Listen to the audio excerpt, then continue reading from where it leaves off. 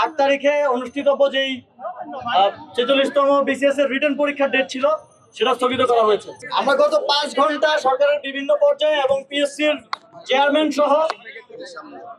পিএসসির যারা দায়িত্বশীল আছেন, আপনারা জানেন পিএসসি একটি সাংবিধানিক প্রতিষ্ঠান, তাদের সাথে আলোচনার মাধ্যমে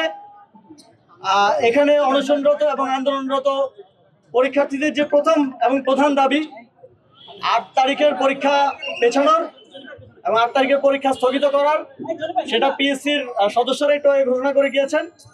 যে 8 তারিখে অনুষ্ঠিতব্য যেই 46তম বিসিএস এর রিটেন পরীক্ষার ডেট ছিল সেটা স্থগিত করা হয়েছে এবং আন্দোলনরত পরীক্ষার্থীদের আরো যেই সংস্কার প্রস্তাবগুলো রয়েছে, সরকারের একটা উচ্চ পর্যায়ের কমিটি হয়েছে এবং আমাদের মাননীয় বিদ্যুৎ উপদেষ্টা ফাজুল কবির খান ভাইকে সেটার দায়িত্ব দেওয়া হয়েছে। সংস্কারের বাকি বিষয়গুলো নিয়ে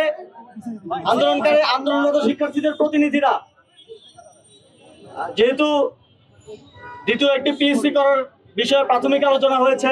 এছাড়াও আরো অনেকগুলো সংস্কারের চিন্তা সরকারের আছে, সেই বিষয়গুলোতে এখানকার যারা আন্দোলনরত শিক্ষার্থী ছিলেন তাদের প্রতিনিধিরা মাননীয় উপদেষ্টা ফাজুল কবির খান স্যারের সাথে বসবেন, ওনাদের মতামতগুলো দিবেন এবং পিএসসি পর্যায়ে যে সংস্কারগুলো করা সম্ভব সেগুলোর বিষয়েও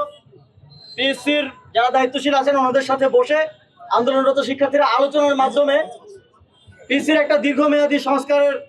জন্য কাজ করবেন। আমরা বিশ্বাস করি আগামী দিনে সর্বোচ্চ স্বচ্ছতা এবং নিরপেক্ষতার সাথে নিয়োগ প্রক্রিয়া সম্পন্ন করার জন্য যথাযথ সংস্কারের মাধ্যমে এবং শিক্ষার্থীদেরকে এই সংস্কারের সাথে কার্যক্রমের সাথে তাদের অংশগ্রহণ নিশ্চিতের মাধ্যমে আগামী অন্তত যাতে আরো 20-30 বছর বাংলাদেশে এই যে নিয়োগের যে প্রক্রিয়া, যে নিয়োগকে কেন্দ্র করে এই গণঅভ্যুত্থান, সেই নিয়োগের প্রক্রিয়ার স্বচ্ছতা এবং